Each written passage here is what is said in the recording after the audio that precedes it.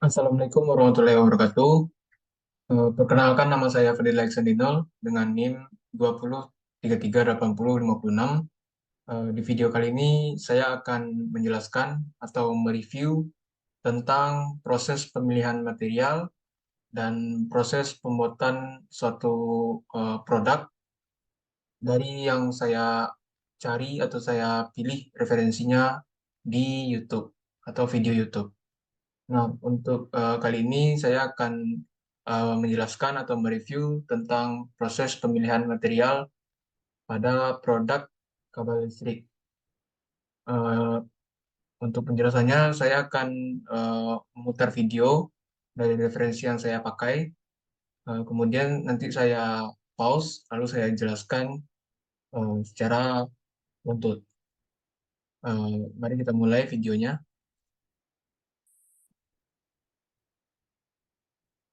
Videonya kita percepat saja untuk mencapai inti yang akan kita jelaskan nanti. Hello, this is Andy from the Engineers Institute, and in this learning outcome, we're going to be looking at the material selection. Oke, karena saya menjelaskan tentang proses pemilihan eh, kabel listrik, jadi pada kabel listrik itu terdiri dari dua komponen atau dua hal yang penting, yaitu pertama ada isolator, yang kedua ada konduktor. Mari kita lanjut videonya.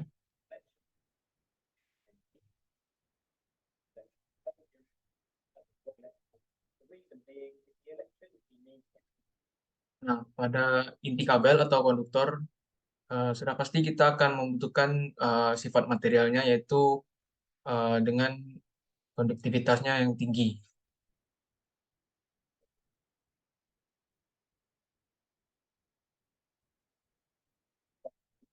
Dan kemudian pada uh, pembungkus dari si inti kabelnya, yaitu bisa dibilang isolator, kita membutuhkan material yang bisa menahan atau uh, bisa disebut sebagai resistant atau electronicity resistant. Jadi setelah kita menentukan sifat-sifat dari material yang akan kita pakai atau kita pilih, ada beberapa sifat tambahan yang kita butuhkan. Mari kita lanjut videonya.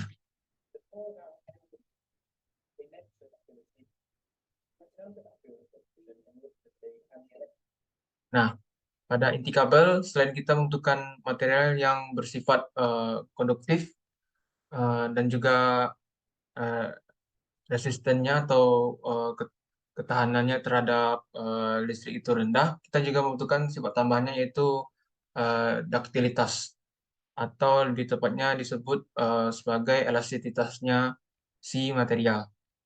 Kemudian pada isolator atau lapisan pembungkus dari si inti kabel, kita membutuhkan sifat tambahnya, yaitu disebut molded atau semacam material yang bisa mudah terbentuk, yang nantinya berguna untuk dibentuk agar si inti kabelnya itu terbungkus. Mari kita lanjutkan videonya.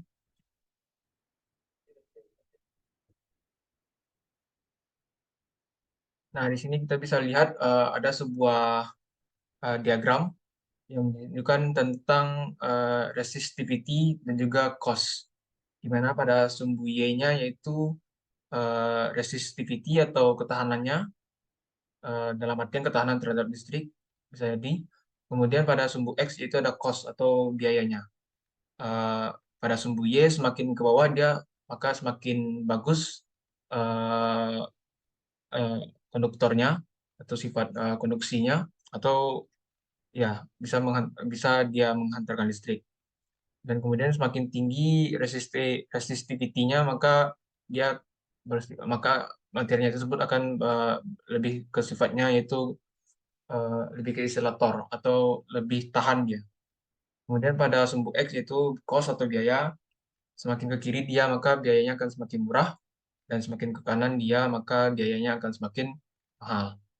Nah, untuk pertama kita akan menentukan dulu dari diagram tersebut tentang inti kabel atau material yang kita pakai untuk pembuatan inti kabel.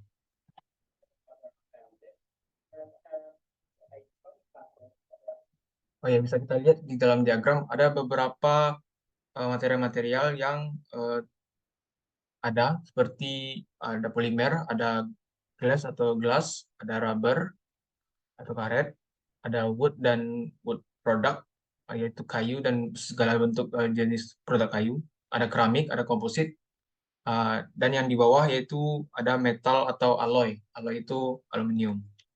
Lanjut. Nah, karena kita akan berfokus pada uh, menentukan inti kabel dulu atau material pada inti kabel, kita akan melihat si diagram tersebut di bagian metal and alloy. Di situ kita bisa melihat beberapa jenis material yang tergolong dalam metal dan alloy.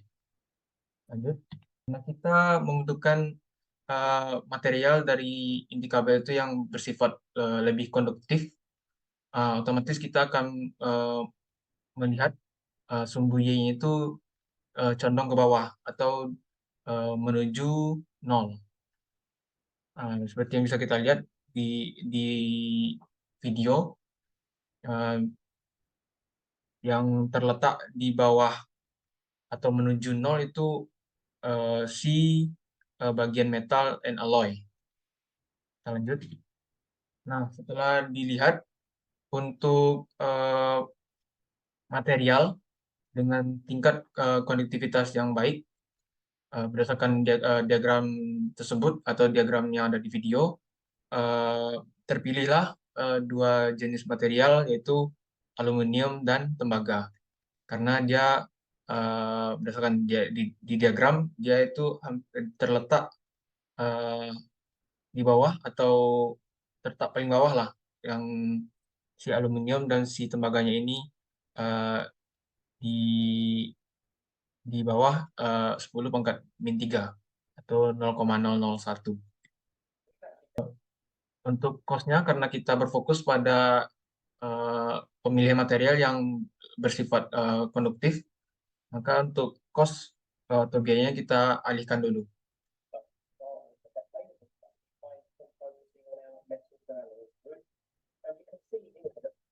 Oke, setelah kita menentukan atau memilih kandidat dari material untuk pembuatan inti kabel, kita akan melihat material yang akan kita pilih untuk eh, digunakan sebagai isolatornya atau si pembungkus dari inti kabel tersebut. Nah, karena kita mencari material yang sifatnya sifat konduktifnya itu kecil, dengan tingkat resisten dari dengan tingkat resisten dari elektriknya itu besar, kita akan melihat arah materialnya itu ke rubber dan polimer. Di polimer ada beberapa jenis material yang bisa kita pilih sebagai kandidat. Ada banyak, terdiri dari nilon, UF, PET, polikarbonat, ABS, UPVC, ada foam, ada polypropylene, ada polietilin, yang terakhir itu polystyrene. Oke, stirin. Kita lanjut. Bahan dari pembungkus si inti kabel yaitu isolator, eh, lebih dikenal dengan materialnya yaitu yang bersifat termoplastik. Sedangkan kita tahu bahwasanya bahan termoplastik itu lebih familiar ke bahan polimer, atau biasanya bahan polimer ini biasanya disebut sebagai bahan termoplastik. Nah, untuk pemilihan dari polimer itu kita mempunyai 4 kandidat, di antaranya yaitu PVC, atau polyvinyl uh, kar- uh, polyvinyl klorida, kemudian ada polipropelina, kemudian ada polietilina, dan yang terakhir yaitu ada polistrina. Kita lanjut.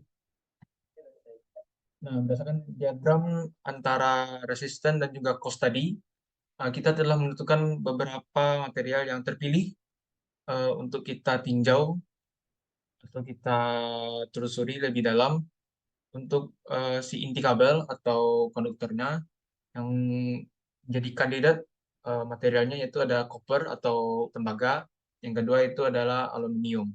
Sedangkan untuk material yang terpilih sebagai kandidatnya yaitu ada PVC, ada PE, ada PP. Nah, si PVC, PE, dan PP ini terpilih sebagai kandidat dari material untuk pembuatan bahan pembungkus dari si inti kabel atau yang bisa kita sebut sebagai isolator. Kita lanjut. Oke, di sini kita bisa melihat adanya diagram antara strength dan elongation, yaitu adalah kekuatan dan juga uh, elongation ini adalah bisa disebut sebagai perpanjangan. Nah, karena kita butuh inti kabel yang kuat uh, dan juga kita membutuhkan sifat kabelnya itu uh, memiliki kemampuan untuk perpanjangan yang baik, maka kita membutuhkan diagram antara kekuatan dan juga perpanjangan. Uh, kita lanjut videonya. Ya, pada sumbu Y kita bisa melihat ada itu strength, yang dimana jika semakin ke atas atau semakin tinggi itu maka sifat materialnya akan semakin kuat, dan jika ke bawah maka itu akan semakin lemah. Sedangkan pada elongation di sumbu X, jika dia semakin ke kanan itu uh, semakin uh, semakin perpanjangan itu semakin besar, dan jika ke kiri dia maka perpanjangannya bisa dikatakan semakin kecil. Kita lanjut. Dikatakan di sana bahwasannya eh, pada alum pada pada tembaga yaitu dia memiliki kekuatan sekitar 330 megapascal dengan tingkat perpanjangan atau elongation-nya itu sebesar 17%. Sedangkan pada aluminium, berdasarkan video yang saya pakai sebagai referensinya ini, dikatakan di sana bahwa dia memiliki kekuatan sebesar 90 megapascal dengan tingkat elongation atau perpanjangannya itu sekitar 12%. Nah, setelah kita mengetahui seberapa besar kekuatan dan juga elongation-nya dari dua kandidat material itu, kita akan menandai untuk menentukan di mana letak si tembaga dan aluminium ini pada diagram eh, strength dan elongation. Nah, karena si kekuatan material tembaga ini eh, sebesar 330, maka kita akan menandakan di sumbu Y-nya itu sebesar 330. Kemudian kita tandai, kita garis secara horizontal. Dan kemudian tadi kekuatannya si material aluminium itu sebesar 90 megapascal, bisa kita tandai uh, titiknya yaitu di bawah 100, eh, di bawah 100 sedikit, lalu kita garis secara horizontal.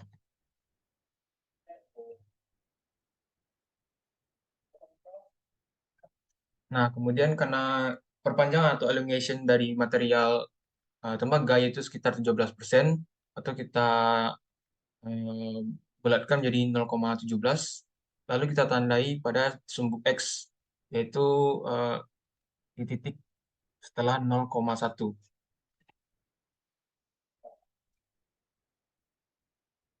Oke, begitu juga dengan material aluminium. Tadi kita jelaskan bahwasanya perpanjangannya atau tingkat elongation-nya itu sebesar 12%. Atau kita jadikan bilangan desimalnya itu 0,12. Kita tandai sedikit di sebelah kanan dari 0,1. Lalu kita garis secara vertikal.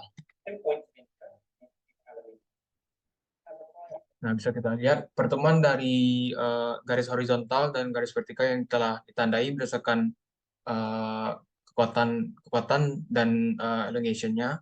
Kita lihat bahwasanya di di diagram bahwasanya tembaga itu lebih di atas daripada si aluminium.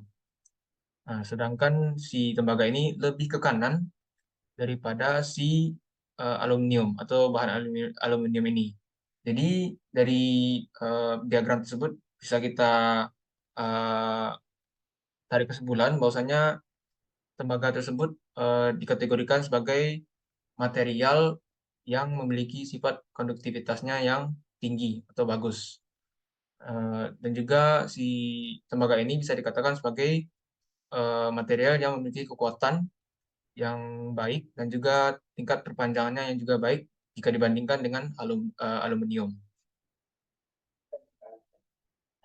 Nah, kemudian kita bisa lihat di sini ada diagram lagi, yaitu dengan sumbu Y-nya itu thermal expansion atau ekspansi thermal, di mana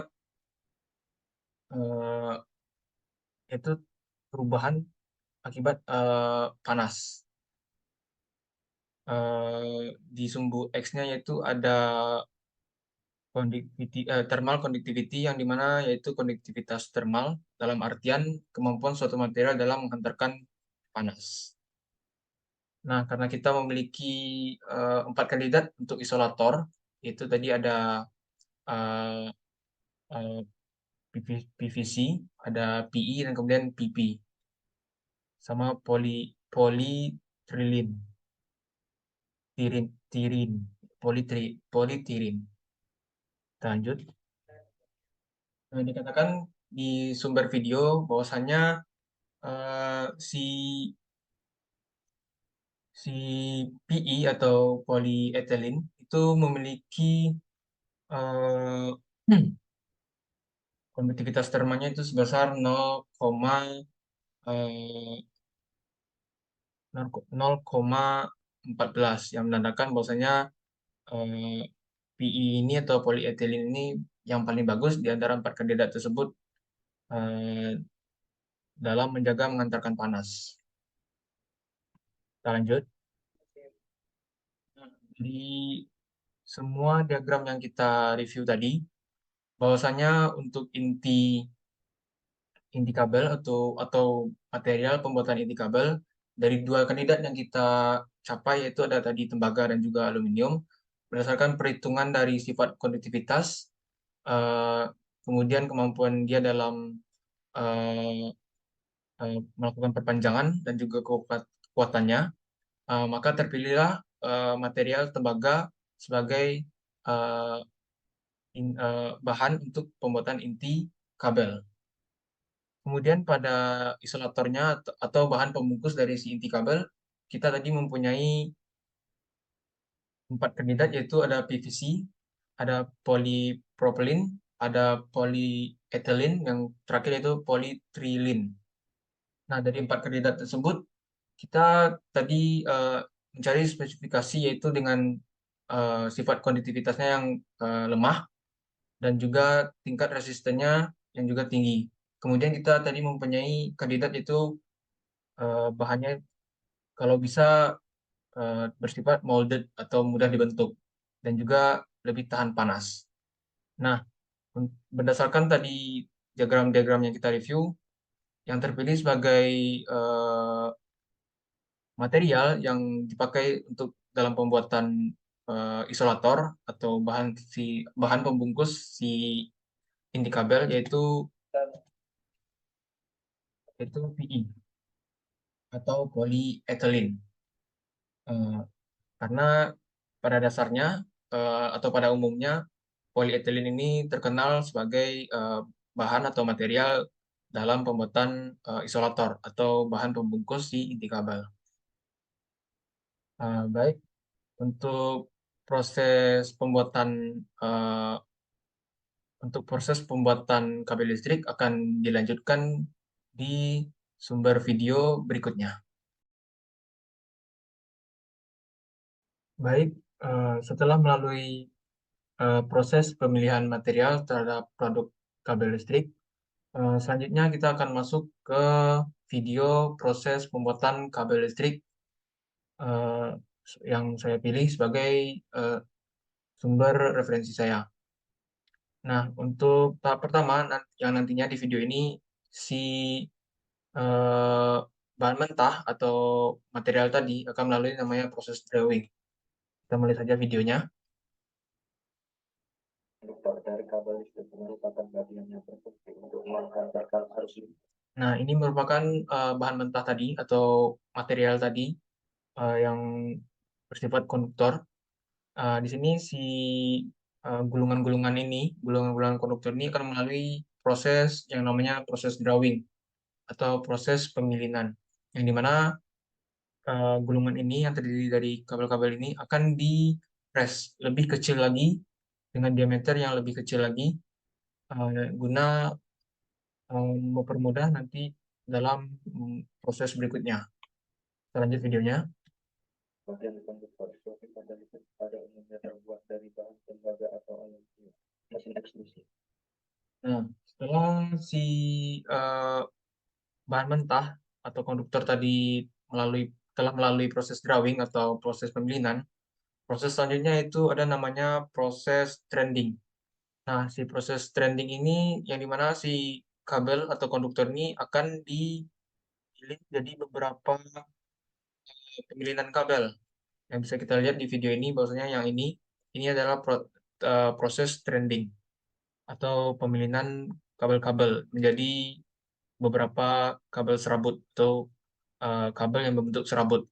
Nah, di proses ini namanya proses insulation atau pemberian isolator pada kabel yang telah berbentuk serabut ini. Nah, pada proses insulation ini akan melalui yang namanya proses ekstruksi pada mesin extruder, di mana isolator atau biji plastik atau biji polimer seperti polietilen tadi akan dilelehkan. Kemudian lelehnya itu akan melapisi si kabel serabut ini dan kemudian akan didinginkan melalui pengairan. Adalah untuk mengisolasi atau pelapisan kawat tembaga dengan bahan biji plastik yang telah dipanaskan yang kemudian proses tersebut langsung didinginkan oleh air. Setelah melewati proses pendinginan, selanjutnya kabel melewat. Nah, pada proses berikutnya si eh, kabel yang telah diberi isolator akan memasuki yang namanya spark tester atau alat pendeteksi kebocoran listrik. Nah, si kabel yang telah diberi isolator ini akan melalui eh, semacam pendeteksi, yang dimana nanti jika kebocoran itu terjadi, maka akan berbunyi si mesin pendeteksinya tersebut. Kebocoran jika terdapat lubang kecil pada saat pengisolasian atau pelapisan tidak sempurna, maka alarm pada alat ini akan berbunyi dan akan menemukan titik kebocoran.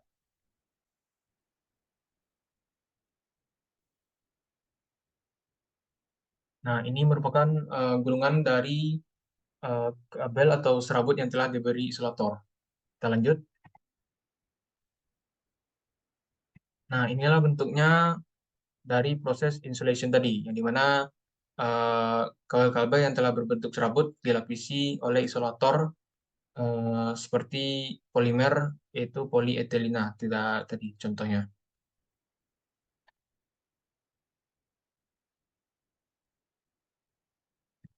Oke, lanjut masuk ke proses yang namanya cabling atau penggabungan beberapa kabel yang ada isolatornya menjadi satu kabel lagi. Yaitu eh, pemberian kita beri lagi yang namanya isolator. Jadi isolator pertama, kemudian ini di proses cabling ini kita beri isolator yang kedua melalui mesin extrude. Pada proses ini ada penyatuan beberapa kabel kira-kira menyebutkan beberapa kabel atau beberapa warna kabel yang berbeda. Berikutnya yang melalui perbedaan proses.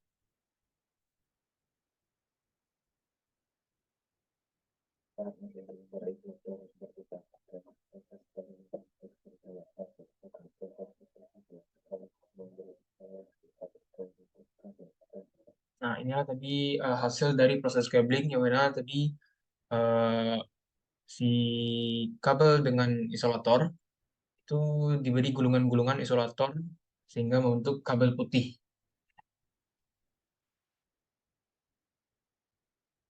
Dan ini juga sebagai bentuk besar dari kepala teknik atau tidak pengikat. Dengan tujuan untuk mengurangi Nah, di proses ini diberi yang namanya pita pengikat sebagai isolator ketiga setelah melalui proses cabling. agar kabel ini kan bukan menjadi kokoh. Ada beberapa jenis tipe kabel yang berbeda untuk keperluan tertentu dari perakitan kabel yang sebelumnya.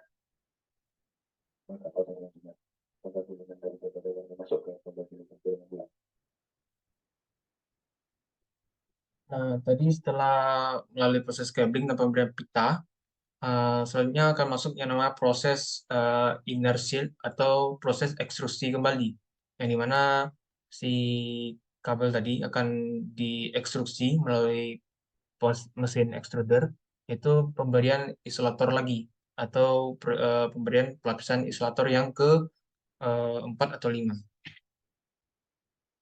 Lalu mengetahui berbagai akan dibagi bagian negatif untuk memutar dan lain-lain. Kemudian pada yang memiliki pemutus yang terdiri dari aluminium polister sebagai tulisan untuk mencapai temuan yang disebut proses. Nah, di sini itu ada namanya proses pemasangan armor, yang dimana uh, memberi pelindungan atau perlindungan terhadap mekanisme si kabel. Nah, untuk tipenya itu ada dua, yaitu tipe steel tape, yang kedua ada steel wire. Kita lanjut. Atau sinyal yang dapat menembus sama lain. Dan proses berikutnya adalah penggabungan tiga tip kabel tersebut dengan dipindah atau dililit kembali menjadi satu. Nah, proses berikutnya tadi setelah pemasangan armor, beberapa kabel tadi dengan armor dililitkan lagi. Jadi satu kesatuan. Kabel dan kemudian digulung pada mesin yang berputar ini. Pada tayangan ini ada tenaga lambda yang pada sebenarnya ada putaran tinggi yaitu 1000 fps. Berikutnya, kabel diisolasi kembali dengan kertas tisu. Dengan itu juga lalu dibas. Nah, di proses ini ya ada yang namanya proses outer shield, yang dimana kabel yang telah menjadi satu kesatuan tadi diberi isolator lagi guna memperkuat agar tidak terjadi kebocoran. Kabel diisolasi kembali. Fungsinya sebagai jaket. Fungsi dari pemutus kertas tisu sebelumnya adalah sebagai pemisah untuk mencegah dan melindungi kabel inti.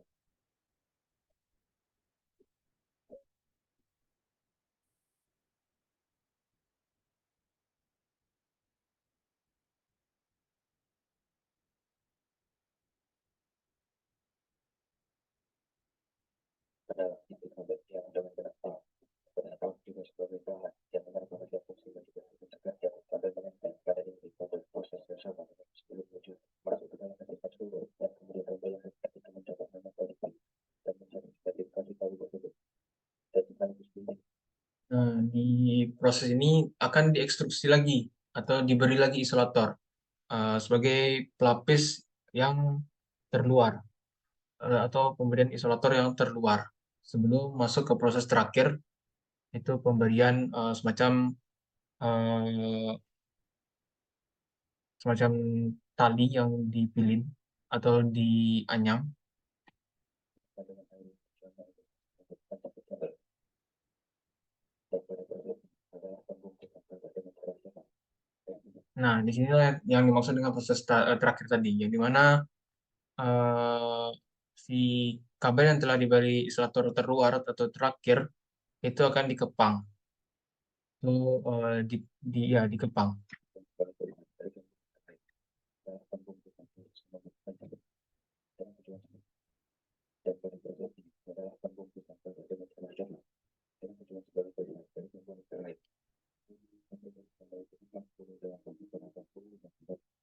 Jadi di mesin ini memiliki beberapa kumparan yang terdiri dari 48 kumparan yang akan dikepang untuk sebagai perisai si kabel guna menghindari gangguan dari luar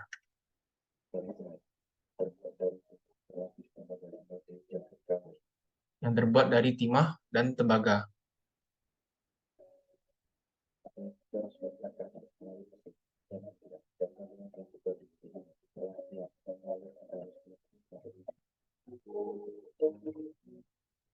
Oke, jadi inilah bentuk dari proses pembuatan kabel listrik. Yang dimana tadi proses drawing atau pemilinan atau pemipihan dari bahan mentah. Kemudian ada tadi threading atau membentuk serabut. Kemudian ada di insulation atau pemberian isolator pertama. Kemudian ada cabling, pemberian isolator kedua. Kemudian tadi lanjut ada inner sheet, pemberian isolator yang ketiga.